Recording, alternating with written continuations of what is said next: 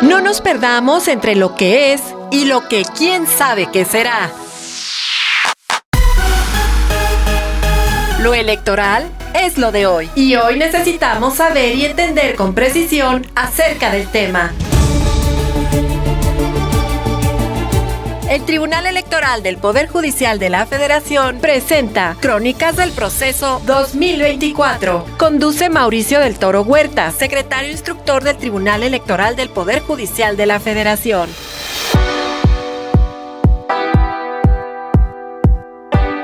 Crónicas del Proceso 2024 es un espacio de comunicación para la ciudadanía en el cual se han venido exponiendo algunas de las principales claves para entender de manera sencilla los temas relevantes de la elección más grande en la historia de México. En esta emisión hablaremos de las reglas generales para emitir de manera válida el voto, que cuente y se cuente bien. Acompáñanos.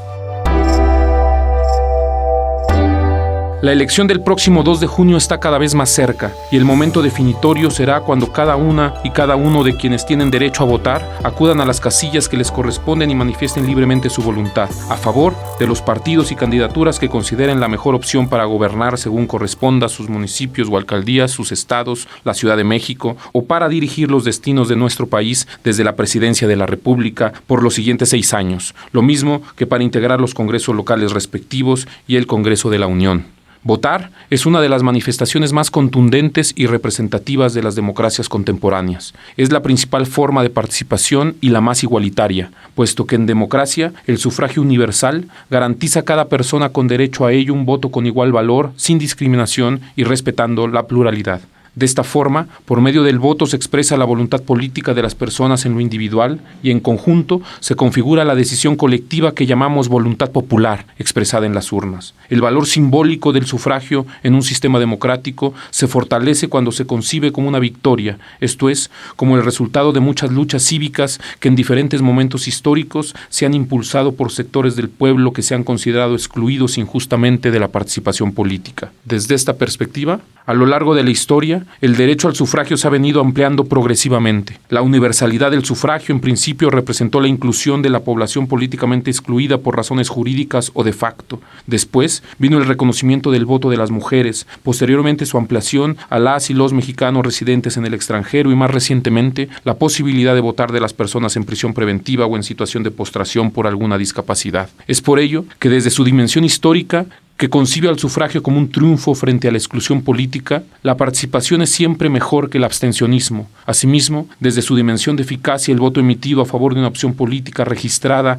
que cuenta y se cuenta es preferible al voto en blanco, nulo o por candidaturas no registradas, cuyo efecto se limita al plano estadístico sin contribuir realmente a la conformación de una decisión política que refleje la conformación mayoritaria de un Congreso o la fortaleza o debilidad de determinadas candidaturas o fuerzas políticas. Por supuesto que existen diversas razones y motivaciones para participar y votar, hacerlo de una determinada manera o de no ejercerlo, pero el significado político del voto sigue siendo el mismo. El sufragio es un acto político individual y colectivo que constituye la fuente de legitimación principal para la renovación o el cambio pacífico del poder político. Cada ciudadana y ciudadano somos un potencial votante. Aprovechemos y el próximo 2 de junio salgamos a votar y hagámoslo de manera informada y libremente. A las autoridades gubernamentales y electorales les corresponde garantizar las condiciones de libertad e igualdad de oportunidades en la emisión del sufragio con certeza en sus resultados. Asimismo, corresponde también a los partidos políticos, coaliciones, candidaturas, medios de comunicación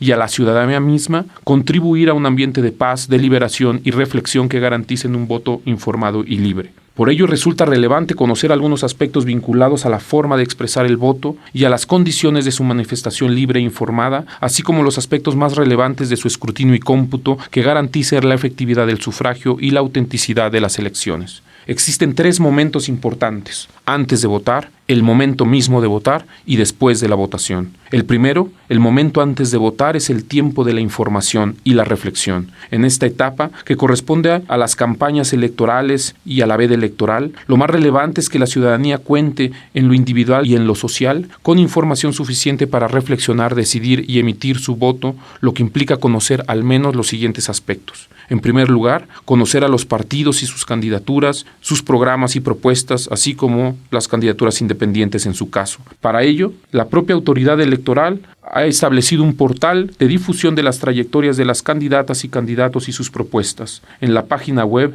del Instituto Nacional Electoral denominada Candidatas y Candidatos Conócelos, candidatos.ine.mx. Y para contrastar noticias falsas, también el propio instituto ha implementado la aplicación de WhatsApp llamada Inés, en donde podrás confrontar la información que te sirva para emitir tu voto libremente.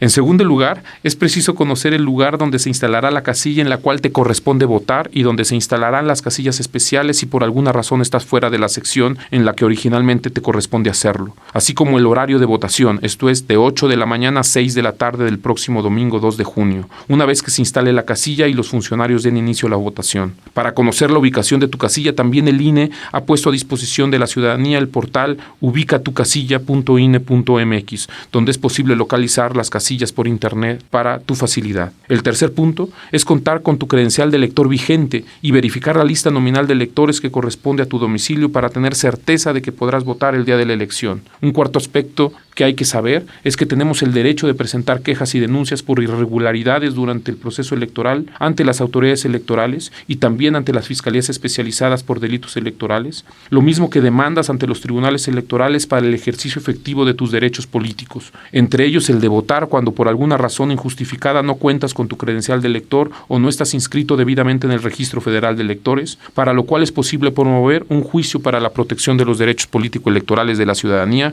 incluso en línea, algunos de cuyos formatos están disponibles en la red. Para el segundo momento, esto es, el momento de la expresión de nuestra voluntad política, en la casilla, es importante conocer algunos aspectos relacionados con las boletas, las papeletas electorales y con las formas de expresión del voto. La boleta electoral es el documento en el cual se expresa la voluntad del elector y las preferencias políticas de la ciudadanía. Esto es, el documento mediante el cual se manifiesta y se prueba el voto de cada ciudadana y ciudadano en una elección. El diseño de las boletas lo aprueban las autoridades electorales atendiendo a diferentes elementos de diseño, la proporción visual de los emblemas de los partidos y diferentes medidas de seguridad.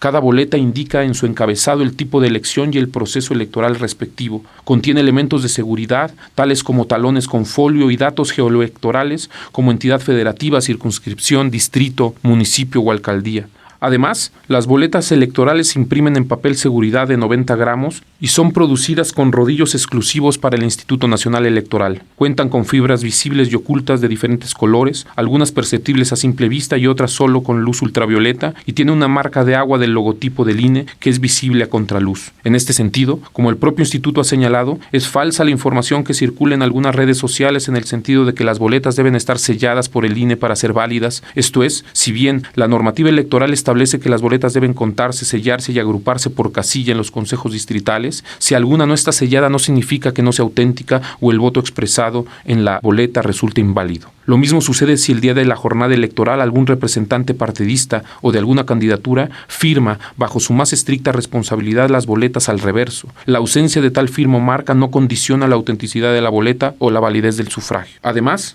las boletas se reparten en cada casilla días antes de la elección a partir de la lista nominal respectiva, lo que también garantiza la seguridad, certeza y objetividad en su distribución. Siendo que al tratarse de un asunto de seguridad nacional, en todo momento y trayecto las boletas y los paquetes electorales están bajo resguardo de las autoridades de la Secretaría de la Defensa Nacional, la Secretaría de Marina o la Guardia Nacional, además de establecerse bodegas electorales adecuadas para su protección.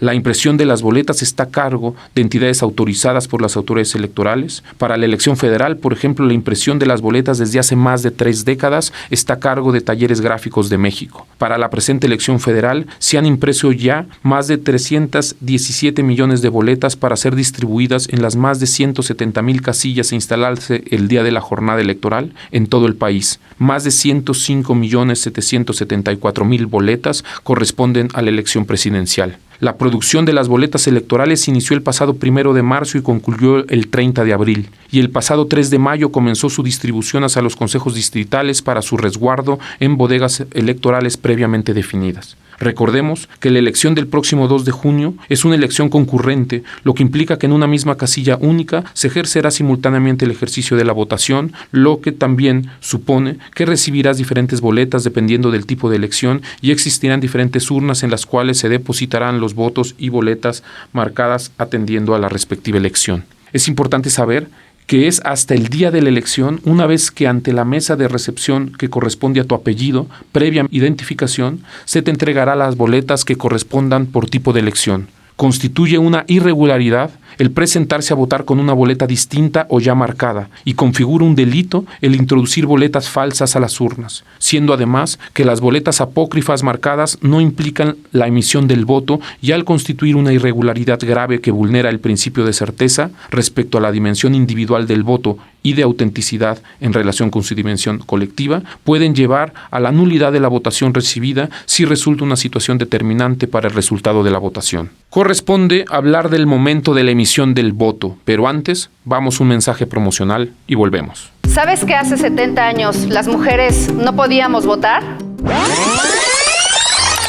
Hoy, gracias al Tribunal Electoral y al esfuerzo de millones de mexicanas y mexicanos, gozamos de igualdad de derechos. Las mujeres podemos defendernos de la violencia política de género, contar con un número igual de candidaturas y acceder a todos los cargos de elección popular. Nuestra lucha tuvo resultados y hoy el Tribunal Electoral está cerca de nosotras para asegurarnos que no habrá marcha atrás. Tribunal Electoral del Poder Judicial de la Federación. Tu tribunal.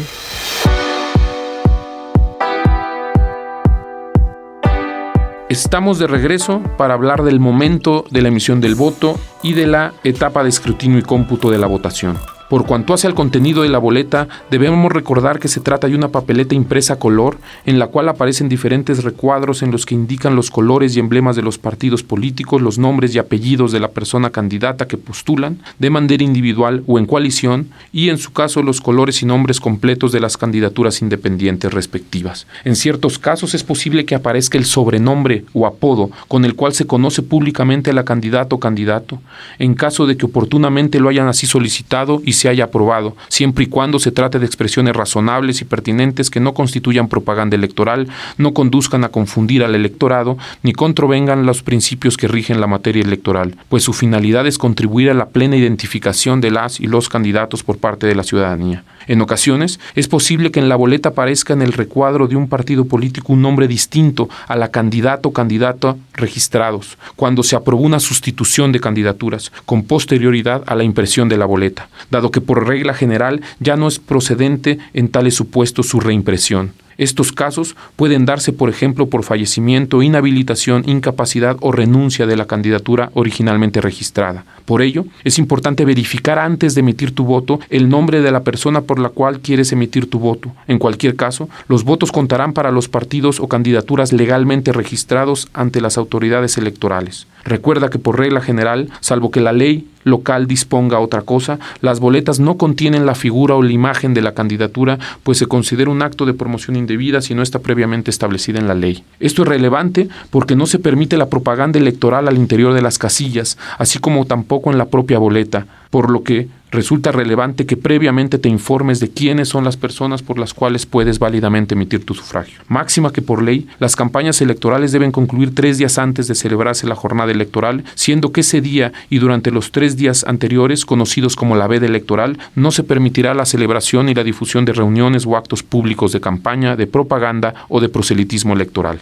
Un aspecto también relevante es conocer que existe un recuadro con la indicación candidatos no registrados. Tal recuadro tiene por objeto garantizar la expresión libre de la voluntad ciudadana, pero ello no implica que tiene plenos efectos electorales. Esto es, si bien son votos que no son nulos, sino válidos, la colocación de un nombre o apellido distintos a los de alguna candidatura registrada en ese recuadro no tiene por efecto que el voto se compute individualmente para esa persona, con posibilidad de obtener el triunfo, pues tales votos se computan y registran por separado de manera agregada, esto es, todos juntos y no por nombre específico. El hecho de que en las boletas electorales se establezca un recuadro para candidaturas o fórmulas no registradas, ello no otorga un derecho a las personas a postularse sin contar con un registro previo. Tal recuadro solamente tiene como objetivos el cálculo de la votación válida emitida o la votación nacional emitida, así como fines estadísticos para la autoridad electoral y para dar certeza de los votos que no deben asignarse a las candidaturas postuladas por los partidos políticos ni las independientes, lo mismo que sirven como un espacio para la libre expresión y la manifestación del electorado. Por tanto, la ciudadanía en general no tiene un derecho a ser inscrita como candidata no registrada en la boleta electoral, ni a que los votos emitidos en esa opción se contabilicen a su favor para efecto de obtener el triunfo en una elección. pues ello generaría incertidumbre y vulneraría las reglas previstas precisamente para el registro a partir de procedimientos democráticos y los controles en relación con el registro y fiscalización de las candidaturas. Nos hemos referido hasta ahora a la votación emitida en las casillas en territorio nacional, de manera presencial y en las secciones respectivas. Ya en otras emisiones hemos aludido al voto en casillas especiales, así como al voto anticipado en postración o en prisión preventiva, lo mismo que al voto desde el extranjero, los cuales tienen formas específicas de emisión. Así, en las casillas especiales habrá boletas para la elección de senadurías y diputaciones de representación proporcional, además de las otras boletas que correspondan a la elección presidencial y a las elecciones por mayoría relativa.